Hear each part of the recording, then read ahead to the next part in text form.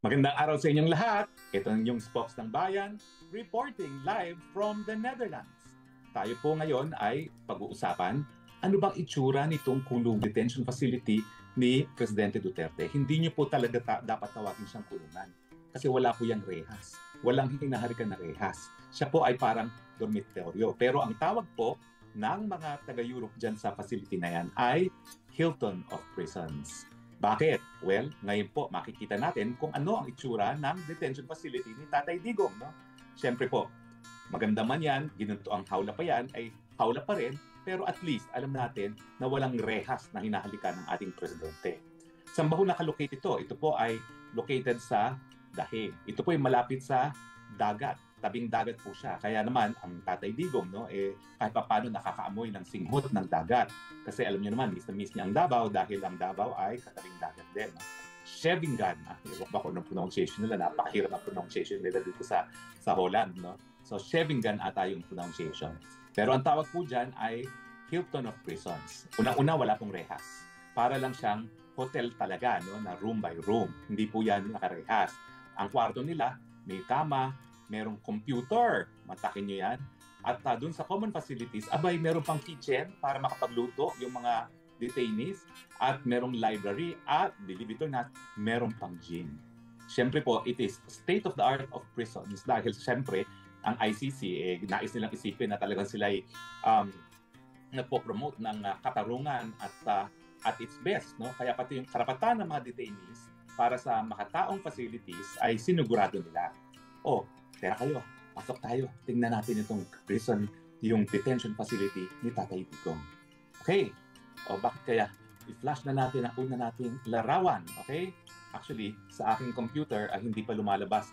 Ayan, ngayon pa lang lumalabas. Parang meron pa lang delay talaga. Pero anyway, bukod po doon sa, ito yung entrance na. No? Nakikita nyo na ngayon yung entrance. No? At ito yung pangalawa ngayon, nakikita nyo, ito yung mga kwarto. Nakikita nyo po na walang rehas. Yan po ang kwarto ng mga detainees. No? Ang bilis naman, dahan-dahan lang. No? Ang bilis. Balik mo doon sa detainees. Kwarto muna ng detainees. Napakabilis. Naku, ano ba yan? Anyway, sige, mabilis po yan. Pero babalikan natin ulit. Ha? Yan yung mga facilities. Pero balikan natin at yan yung hospital. Okay, balikan natin. Okay, una. Yan yung common kitchen. Stop. Yan muna yung kwarto. Nakikita nyo po ha. Wala siyang kasama na ibang detainee. Tapos, dyan po sa kwarto niya, meron pang computer. Bagamat hindi po siya nakakabit. Ito po yung entrance para siyang malapalasyo. Ito po yung mga kwarto. Now, pagkatapos ng ito yung hapagtulugan niya, ang next one na papakita nating slide ay, next slide please. Medyo nahihirapan ata ang synchronization. Ayan na naman, bumalik doon sa tore. Ito yung mga kwarto. Pansinin niyo po ha, hinahalikang rehas. Okay? Ito naman po ang kitchen facilities. So, tignan nyo ha, ang kitchen facilities.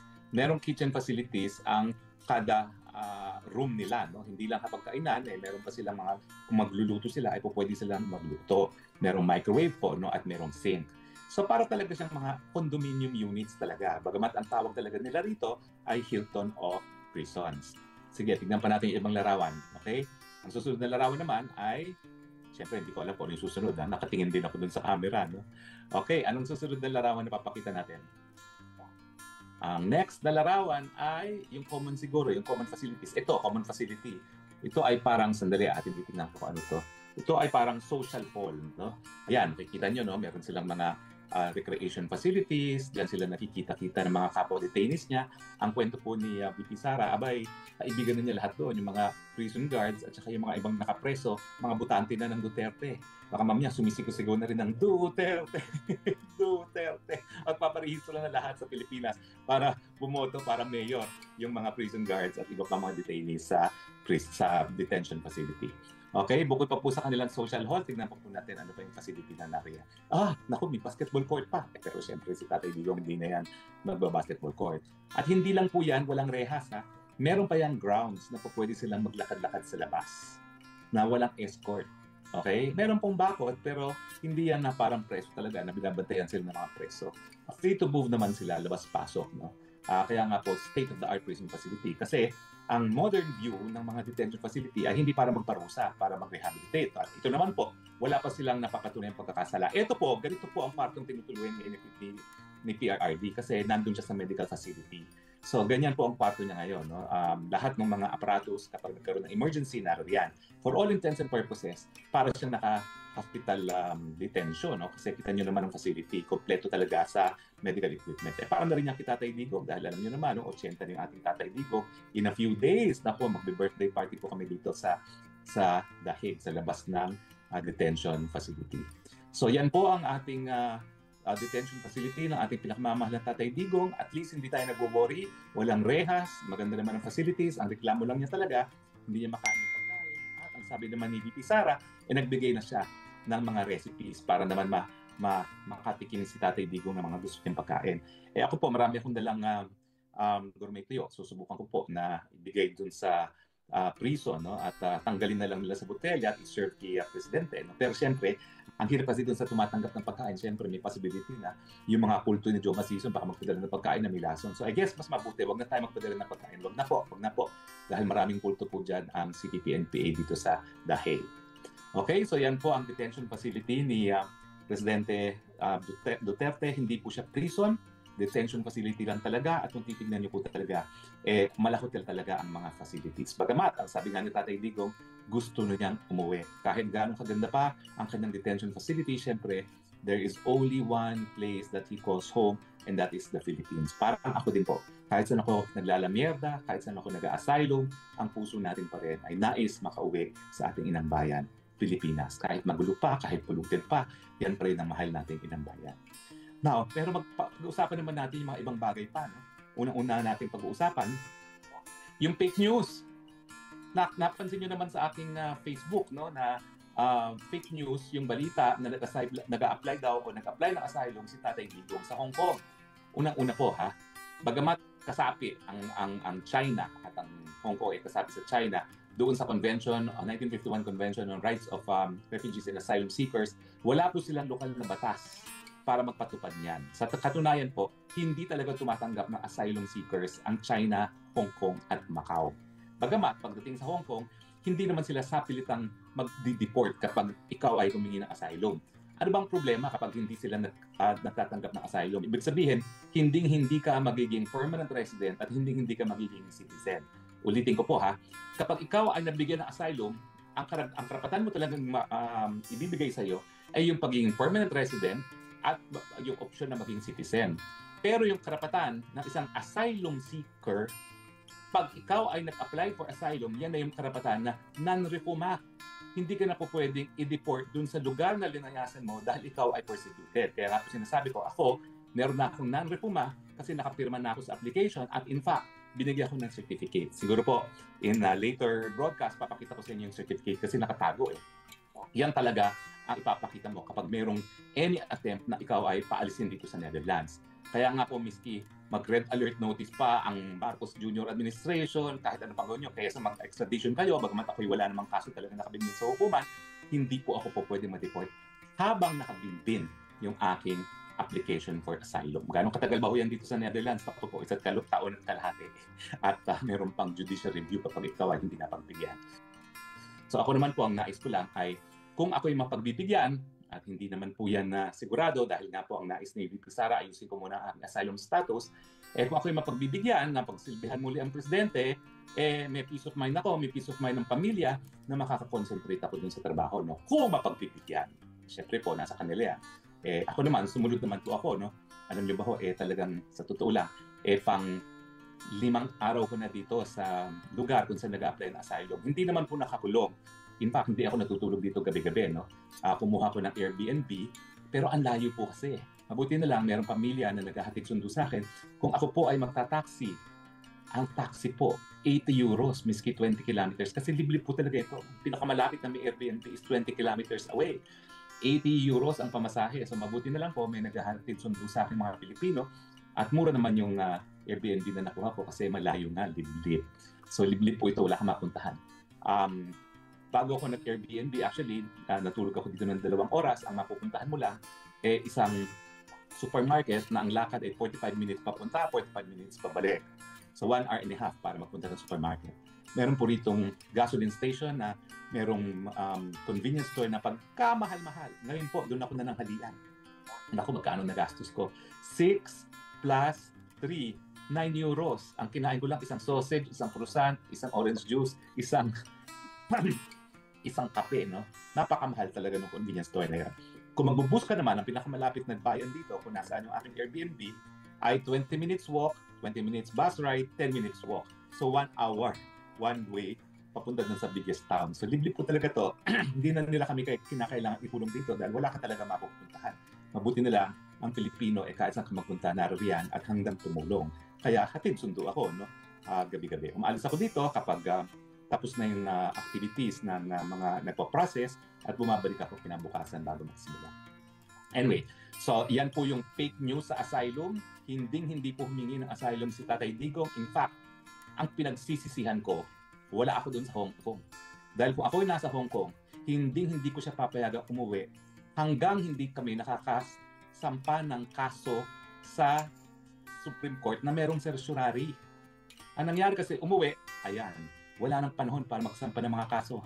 Yung kaso na unang-unang naisampa, 4:27 of that day na siya ay pinigil sa airport. Hanggang 4:30 lang ang pagtanggap ng mga petisyon.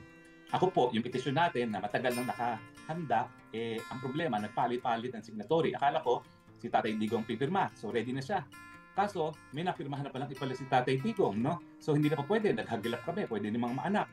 Tapos nagpalit-palit sila kasi nga wala naman sila dun sa area, no? Una si BP Sara, tapos si Kong Pulong, tapos si BP Sara, tapos si Kong Pulong finally. At tinakbo pa namin sa Muntinlupa para kunin ang pirma ni Kong Pulong. Kaya kinabukasan na file at syempre nawala ng presidente. Anyway, makikita niyo naman talaga na pinagplanuhan nila ang abduction ni presidente kasi talagang hindi nila pinatagal at sinakay na sa eroplano. At maraming beses ko na sinasabi, yan po illegal at yan po ay madidesisyonan ng ICC. Siguro po isang beses pa i-discuss natin kung ang pagiging illegal ng pag-aresto, yan ba'y sapat para mawalan ng jurisdiction hukuman. Bagamat nagkaroon na tayo ng ganyang broadcast. Okay? Now, finally, ano bang ibig sabihin ni Inday Sara nung sabi niya na yung nasa Hong Kong na nagpupumilit siya umuwi at ang sabi ni Inday Sara baka ikaw maninay Aquino. Si Miss Tapia, kilala nila kung sino si Miss Tapia, no? Sabi ni Miss Tapia, hindi na pa pwedeng maging Ninoy Aquino ang presidente dahil wala naman daw maraming pinapatay si Ninoy Aquino. Nako, Sos Marios. Hindi ko alam po kung anong background ni Miss Tapia, no? Pero ang dating presidente, Duterte po, kasama kanyang nanay, sila po talaga ay naging malakori or malakori nung panahon ng EDSA Revolution. Dahil alam naman natin talaga na sobrang pagmamalabis ng Marcos Sr. Kaya nga po, hindi nasuportahan ni Presidente Duterte itong si Marcos Jr. dahil alam niya may genetic predisposition yan para pagiging diktador at para maging magnanakaw. Di ba? Kaya never niyang kinonsider na suportahan niya si Marcos Jr. In fact, ang hinanakit niya Marcos Jr. at ang kanyang asawa, hindi raw tinalaga kasi ni Presidente Duterte si Marcos Jr. bilang Secretary of Agriculture noong panahon ni Presidente Duterte. Mantakin niyo, kung in-appoint siya na Secretary of Agriculture ni Presidente Duterte, di lahat ng problema natin ngayon naging problema natin noong panahon ni Duterte. Nakita niyo naman estilo ni Duterte. Nung tumaas ang presyo ng bigas, tinawag niya lahat ng mga traders. At sinabi niya doon sa pinakamalaking trader, harap ko yan. Ako pa nga pinatawag sa telepono. Tinawagan ko. Abay nang kinuha ng telepono, sabi niya, "Utang! Ilawas mo ang aking bigas. Papatayin." Di lumabas ang bigas. Mantakin niyo, kung si Junior nakaupo, la la la la la, tumataas ang presyo ng bigas, la la la la la. Di ba rin naman ang nangyari ngayon? Wawa sila, di makabili ng bigas, mayaman kami, dami namin nakaw ng tatay ko, at dami namin kita pa, pakialam namin sa mga nagugutom na mga Pilipino. Di ba? Mabuti na lang, hindi talaga tinalaga. Pero talagang alam mo, sabi ng informante ko, yung Lisa Araneta, galit na galit.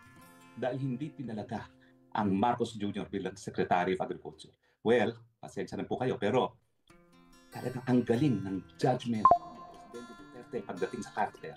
Alam niyang bulok ang Marcos bilang ang senior, kundi pati ang junior. At kaming dalawa ni Inday Sara hanggang ngayon walang sinabi kundi, anong sinabi ko sa inyong dalawa? In fairness, hindi na sinasabi yun. Napagod na siya.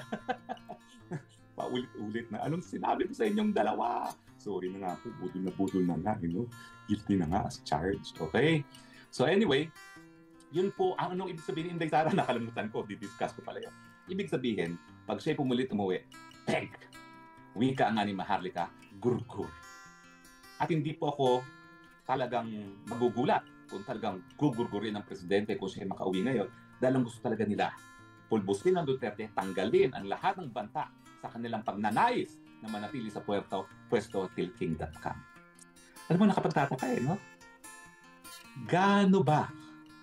Gaano mo pipigilan yung iyong paghangad sa kapangyarihan? How much is enough?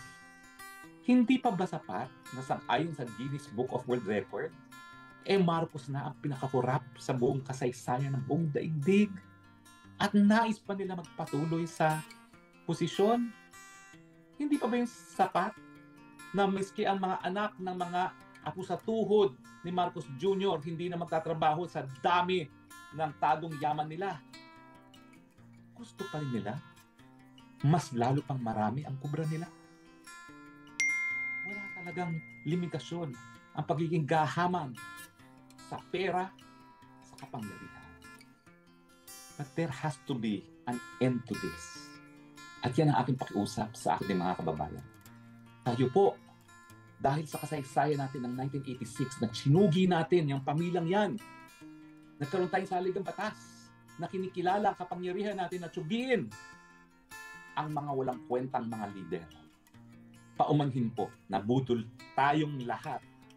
Pero ngayon nakita na natin kung gaano kabulok itong sistemang ito na ibinigay ang isang Pilipino sa mga dayuhan para lang mawala ang kanilang mga kalaban sa politika.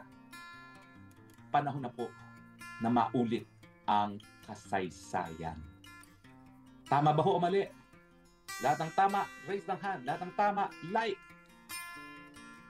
Hindi na po pwede tayo magtagal na ganito. Yan din po ang sinabi ni Inday Sara dito sa rally sa Daheg. Kung tayo po ay mag-aantay ng 2028, wala na po tayong 2028 at the rate na lumulubog ang bansa sa ilalim ng administrasyon na ito. Karapatan niyo po yung husgahan. At dahil nasa saligang batas ang people power, Judge Santiago, pasensya ka na. Hindi mo ako maridemanda ng inciting to sedition dahil ako, alam ko ang limitasyon. Ang sinasabi ko lang, mag-people power na tayo dahil yan ay legal sang-ayon sa ating saligang batas. Ang mali po ay yung ginagawa ng mga kakampi ngayon ng Marcos Jr. na si PPNPA na gumagamit ng dahas, pinapatay ang kapwa Pilipino. Pero hindi po mali ang magsabing mag-people power na tayo dahil yan ay nasa saligang batas. Yan ay kabahagi ng kasaysayan. At kung minsan na people power tayo laban sa isang Marcos, mag-people power na naman tayo laban na naman sa isa pang Marcos dahil sa kalabisan nila sa kapangyarihan. Hindi ko tayo yan madidemanda ng kahit anong kaso dahil ang aking lisensya para magsabi na mag-people power tayo, saligang batas. Sa mapapayapang pamamaraan, walang gamit ng dahas at hindi papatay ng kapwa Pilipino. Medyo nakakapagod na rin po talaga, no? Na talagang ginigising natin yung mga tao na maghusga na. Pero kung titigil na po tayo, baka humupa na naman ang ganit ng taong bayan. Dulot ng pag-aabdak at pagkikidnap kay Presidente Duterte at pagdadala sa dahig. Hindi po matatapos itong ating impyerno na dinadaanan ngayon sa Pilipinas kung hindi po tayo maghuhusga at kung hindi natin gagawin ang katungkulan natin bilang mamamayan na iwasto muli ang pamamaraan sa ating gobyerno. Yun lang po. Maraming salamat po sa inyong patuloy na pagtangkilik. Hanggang sa muli po, ito po ang inyong Spokes ng Bayan, reporting live from the Netherlands, saying, I love you, Philippines. You're the only country that I have. You're the only country that I love. God bless the Philippines. Bye.